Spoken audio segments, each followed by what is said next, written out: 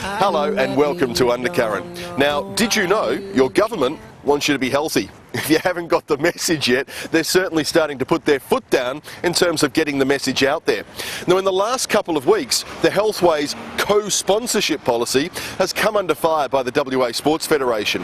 Now, they claim that Healthway's policies are too restrictive. Essentially, Healthways don't agree with promoting their messages along with alcohol and fatty food. They feel that with the current problems in society, such as teen drinking and childhood obesity, it's sending a confusing message to our youth. Healthways have come under fire from the WA Sports Federation for being too restrictive with their co-sponsorship agreements. Healthway is here to help promote and protect the health of Western Australians, and it does this through partnerships in the arts, in sport and racing, and through health. What we try and do is provide opportunities to link up to sponsors. We also talk to organisations in their approaches to sponsors. It's a difficult challenge and it's a competitive market, so there are lots of organisations out there, not only sport but lots of different organisations that are seeking commercial arrangements with sponsors in Western Australia. In the year 2009-10, something like $6 million went to sport and racing and another $4 million to the arts, so $10 million overall. Every year, every dollar that Healthway commits to sports, arts and racing is given to those particular groups, and of course it increases every year. What we've heard from a range of organisations, state sporting organisations and local clubs, is one, that the process of applying for funding from Healthway is time consuming, energy consuming, and that the response times are lengthy. So they're having difficulty in meeting needs at the moment.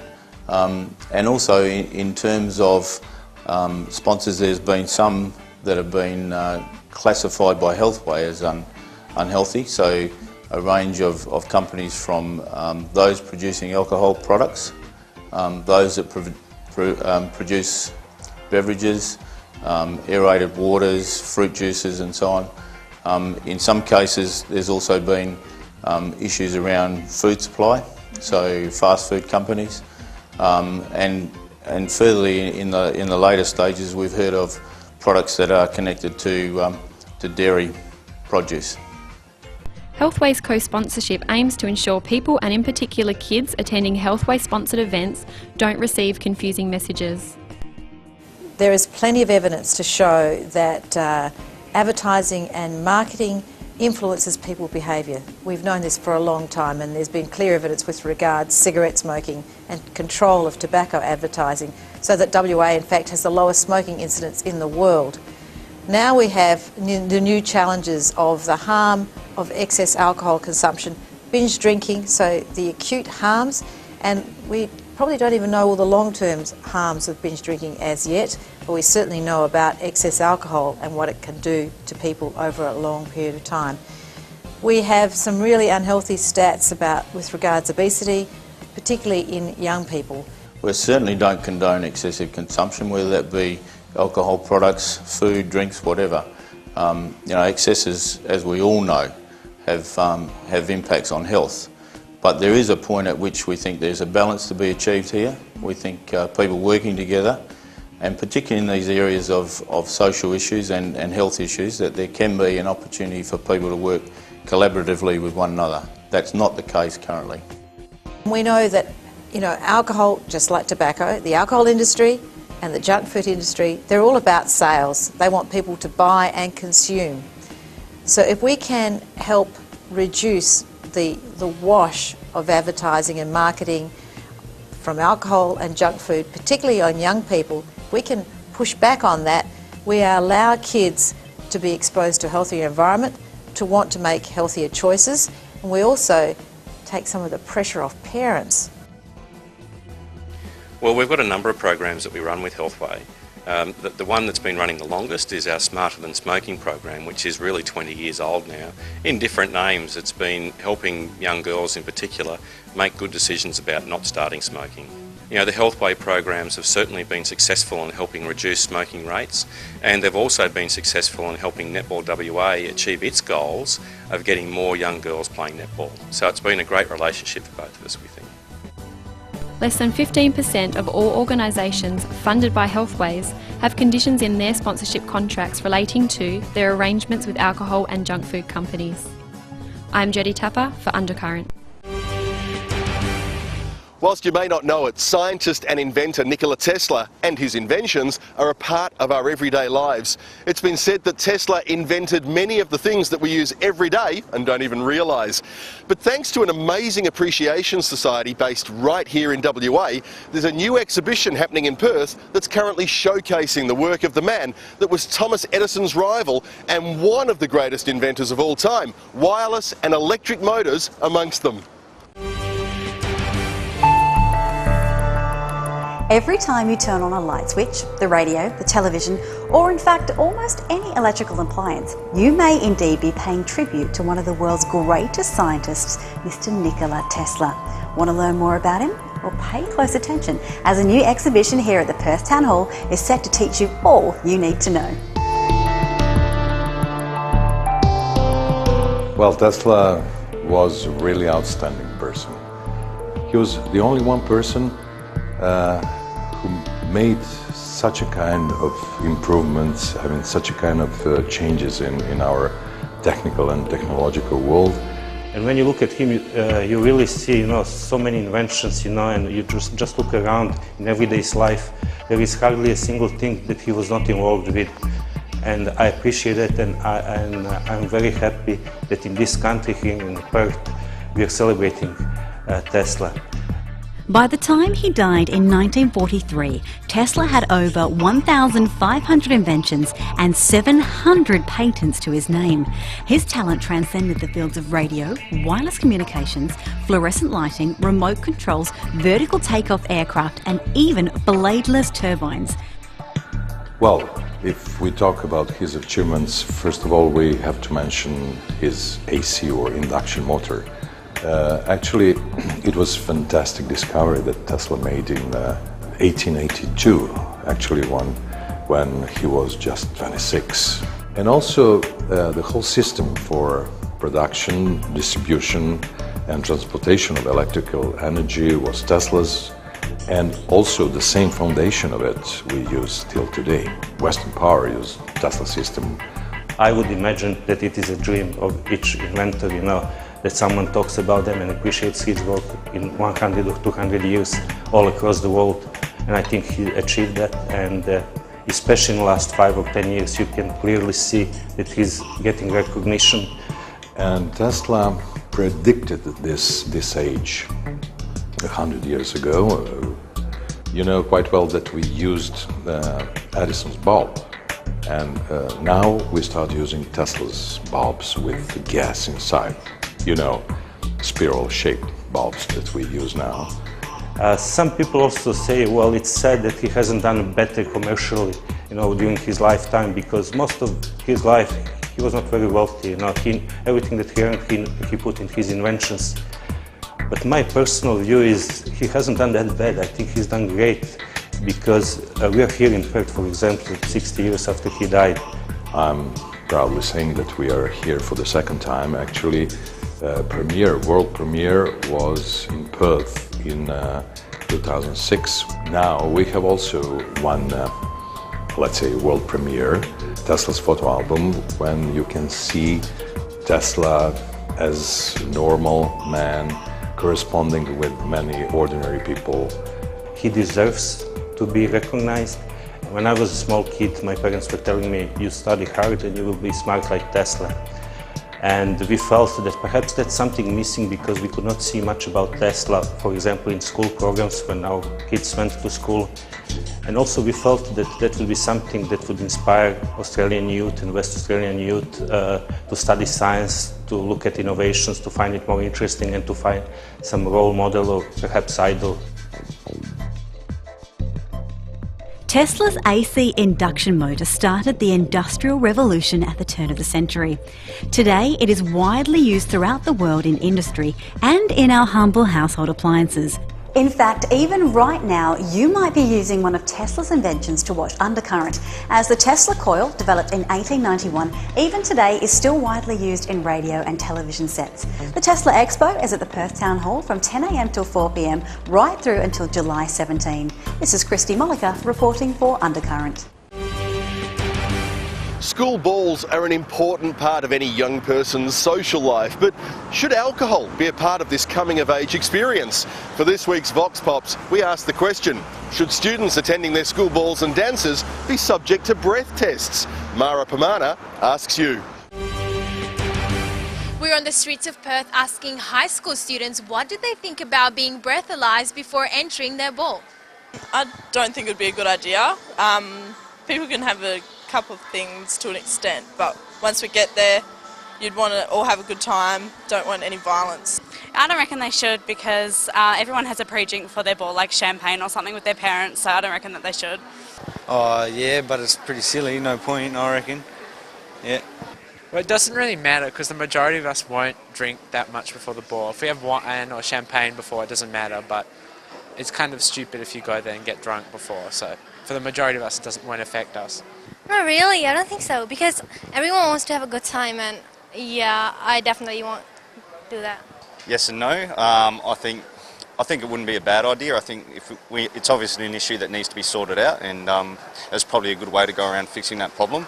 But I guess it's also about people having a good time, so I think it's important for the kids to be able to have a good time, so as long as they're responsible. Do you think being breathalyzed will make high school kids maybe use more drugs? No, I don't think I don't think it will have an effect. It'll probably reduce it if they did. Because I know they said that at our school and they didn't actually do it though. It was like a fear thing, but it worked. I don't think that's something we can stop, to tell you the honest truth.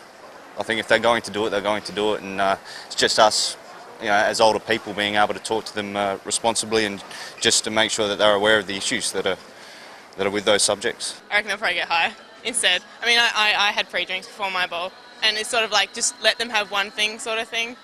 Well, there you have it. The majority of students believe that breathalyzing is quite unnecessary, although if it was enforced, they would find alternative ways to have a good time. This is Mara Pamana for Undercurrent. Here at Undercurrent, we love to know what you think. So if you'd like to be a part of our Vox-Pop segments, come down to the Murray Street Mall on Tuesdays at 12 o'clock and you can have your say. Don't go anywhere. We'll be right back with more Undercurrent.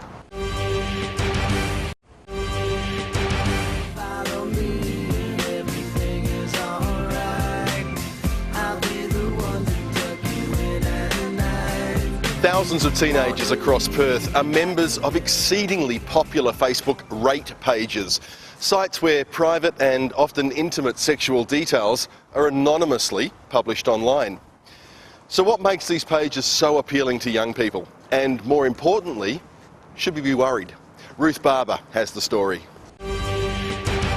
Commonly known as root rating, these sites encourage members to post explicit details about their sexual partners and their sexual experiences. Basically there's some pages on Facebook that are about like root rating, and it just like, someone will post like a rating of someone that they've had sex with, and then kind of it just like, I don't know, it explains who's good, who's bad in the bedroom and kind of stuff like that. I first thought it was kind of funny, but really mean and harsh.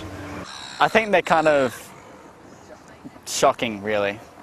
Kind of disgusting. I think the root rater pages are pathetic, and it's another way for teenagers to like bitch about other people, another way of backstabbing in some ways. So what is it about teenagers that makes them so interested in each other's sex lives? Dr. Gareth Merriman from the Sexuality and Relationship Centre explains. The bottom line is that people are interested in people. We're all a bit voyeuristic, so when we talk about young people now being so interested in other people's sex lives, we need to look back and think, well, what was happening 80 years ago? Everyone's been interested about sort of sex. What's happening now, there's a freer access to it, so we can access easily sort of sexual images, and sexualisation of society is huge. So it's probably now more than ever where we have this sexualised society, which means that kids seem to be involved with sex, but it's actually no more than ever. It's been really interesting about when we say kids are so involved, but really probably no more than our parents. And what are the consequences of sites like these on teenagers' future sex lives? I think this is one of the hardest things to predict, but we know now that people are quite traumatised about what's going on with the slander which has been put out there. That concept of something which has been so private and so intimate. It could be your first boyfriend, your first girlfriend, and you're there and it's a wonderful experience, and 2 months later, there's this slagging off at each other on Facebook. So compared to when I was younger, where it would sort of stop and maybe your best friend heard something about what had happened, it wouldn't be so public. So now with this public emphasis where people can hear things so quickly, there will be young people quite traumatised about, wow, this is still up, they'll have something posted 6 months down the track, it'll hit the top of their Facebook again. But I don't think it's going to stop people from being sexual. I think people will start to question about, photographs which they're sharing with their boyfriend and girlfriend, and nudity and movies and all that sort of stuff. I think people go on them because they're interesting. It's like a gossip magazine and everyone wants to know stuff about other people. Even if it's about them, everyone just wants to go on just to have a good giggle or just to see what's good, I guess. I have a female friend who got posted on the Root Radar, and she got such a low score and such a bad comment that she has been physically scared to go out and talk to other guys. Edith Cowan University has designed an educational program that creates awareness about technology and the internet to help teens better understand their online footprint. At the moment, what we're doing is what we believe is the world's first look at trying to scientifically find out whether we can reduce rates of cyberbullying in schools by introducing a program. The program is a holistic program because we know that whole school approaches work best. The websites that we've developed at the moment are being used for families and also being used for students in Year 9. So we've done a lot of work with young people, asking them about what are they having problems with, where are they most likely to be bullied, what sorts of things do they need help with, and then we've tried to find really engaging, positive ways of teaching them about how to be safe in those particular areas and how to engage appropriately in those spaces. What's your take on these Root Radar websites? Obviously, it's disappointing that people are engaging in technology this way. I think the thing is you're going to find the dark side of everything in society in some form, in some way, shape or another. I think that what you'd find is that most young people don't want to be associated with sites like this. Most young people actually do have a fantastic social conscience and they want to help solve the problem of these sites being made available, and they certainly don't want to be named in any of these sites. They might look at them for interest. For example, they might go onto them and say, oh, you know, that's interesting, or is there anybody there that I know, those sorts of things. But in reality, I think you'll find that most young people really don't want to engage in things that are really unsavoury online. I think that they can be damaging to your confidence and they can be hurtful and it can be embarrassing. It might be something that you don't want people to know. So yeah, I definitely think that it's a bad thing and it's just immature. I think root rating will be stopped very slowly because eventually people will start to realise how immature and disgusting it is. Of course, gossip will always be around, but the availability of such personal information on such a public platform certainly needs to be discouraged. I'm Ruth Barber for Undercurrent. The cost of living continues to rise and most of us are really feeling it at the fuel pump. Now, oil companies are using increasingly unethical tactics by increasing the prices on the days that most of us can afford to fill up and then letting it fall again until the cycle repeats over and over and over again. It's anti-competitive and it's monopolistic. But this sneaky practice has a name. They call it price correction. Scott O'Keefe investigates.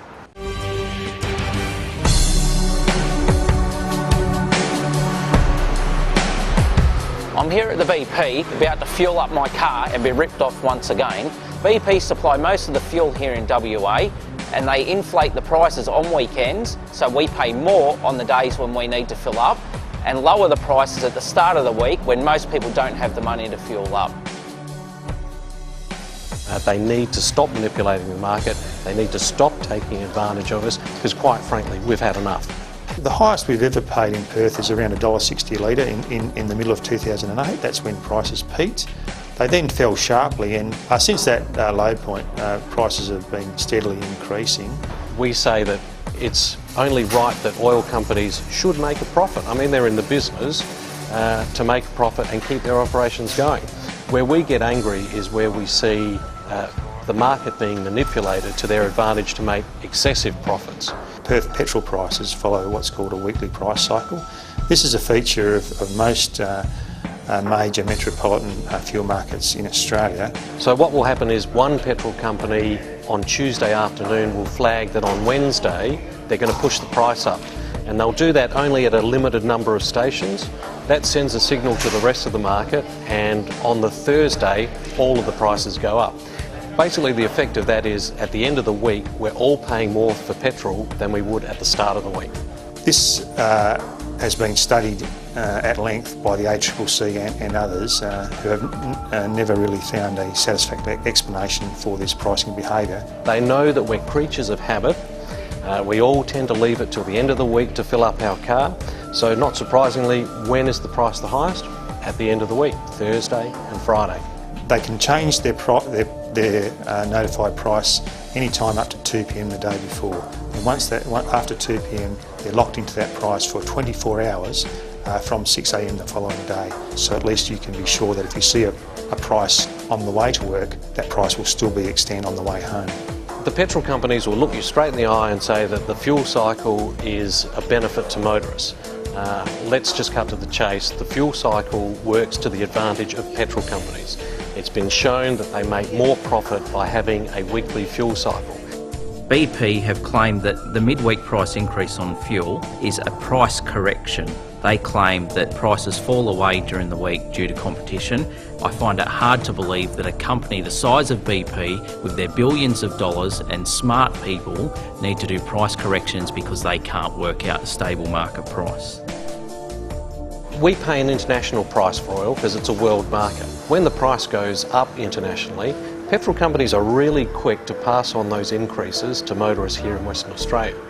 What we find is when the pressure comes off international prices, they're a little bit more reluctant to pass on those savings, and it takes a little bit longer.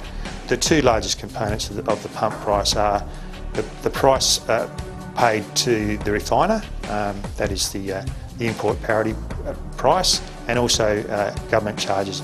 With petrol at $1.30 a litre, we're paying 50 cents in tax to the federal government.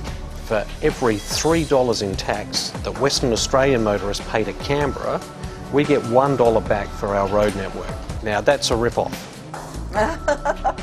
Petrol companies are not going to give us a break. We know that. They charge us too much, their profit margins are increasing, they manipulate the market to make sure that the price is highest at the time that we buy the most of our petrol. They're not going to give us a break. We're paying far too much for our fuel here in Western Australia. The oil companies aren't doing us any favours. We are going to continue to pay more for fuel. I'm Scott O'Keefe, reporting for Undercurrent.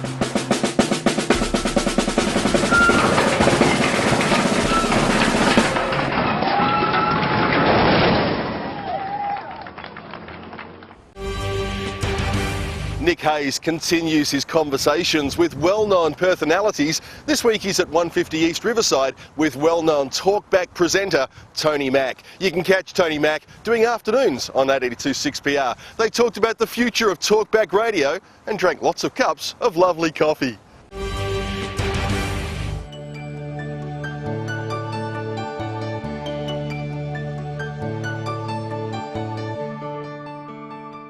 Tony, great to see you. You've had an illustrious career in radio. Where did it all start? Look, I was lucky. The year was 1939, and I just, it was something I always wanted to do, and I was fortunate enough to get my first job at a little radio station called 3HA in Hamilton. Hands up those who know where Hamilton is. Just in Western Victoria. So you come through Melbourne, through Ballarat, into Western Victoria. Talkback radio, was that always the direction that you wanted to go? Look, I remember as a kid, all I ever really wanted to do was be the person inside the little transistor radio, and never really knew how it quite happened. You were one half of a very popular 6PR breakfast program, which finished up at the start of the year. Where's that left you, and was it an amicable breakup?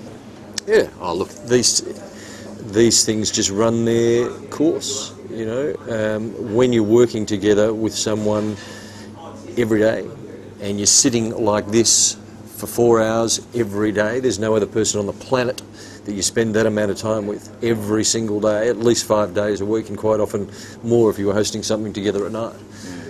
So it simply ran its course. Do you still talk to each other? Oh yeah. I said, get out of the car park, it's my time to move here. So no, look, it's fine. Everybody says, oh, what happened? It wasn't like Jerry Lewis or Dean Martin. It was just fine. It had run its course. Steve's a great broadcaster. He's doing really well on the Brekkie program now on 6PR. I'm sort of locked into the afternoon program. I have some sort of a life, not having to get up at 3 o'clock in the morning. Tony, did you feel the pressures of commercial radio? Are you constantly following ratings and surveys? Look, no, under the pump's probably not the right word. You're conscious that you're being evaluated. You have responsibility to the owners of the radio station. You certainly have responsibilities to the advertisers. They're looking to get a really good, strong audience share for that particular time of the day. We've increased that, albeit slightly. We've increased that, and so the advertisers are there. When the advertisers are there and supporting the program, that's fantastic. You really got to worry when all of a sudden, hello, there's not too many advertisements on the radio. Is there a future in talkback radio? Well, that's a two-sided coin. I think talkback radio is going to be fine. I have real fears for the future of radio. The thing about talk radio is, and that's going back to your earlier question about talkback, I think we've got to be talking about things that are purely local. Really, what's happening in Perth? What's news in Perth? Who are the newsmakers in Perth? What are the things that are driving your existence to help you survive in Perth? That's what we do. That's the future. That's the great strength of talkback radio. When you're not behind the mic, what are you doing? I spend a fair bit of time, some would say too much time, doing a lot of things for various charitable organisations, hosting lots of events. So I do a lot of that, love doing all that. It's a great way of getting into the community and finding out how the community thinks and vice versa. Tony, what do you love about Perth? I love the lifestyle, the quality of life that you can lead and have in Perth, I think is enviable compared to anywhere else in the world. You can walk around freely, the great fresh air, the great produce, the cooking, the food, the wine, the space. Sometimes, probably we don't put a great price on a lot of those things. Well, unfortunately, we've come to the end of another episode of Undercurrent. It's been great to have your company. Now, if you'd like to join in the conversation, we'd love to have your company on Twitter. Just follow the hashtag Undercurrent. Next week, we're going to look at wind farms and also the increasing amount of people who are spending up big on the internet. We'll catch you next time. I'm Jason Jordan. Good night.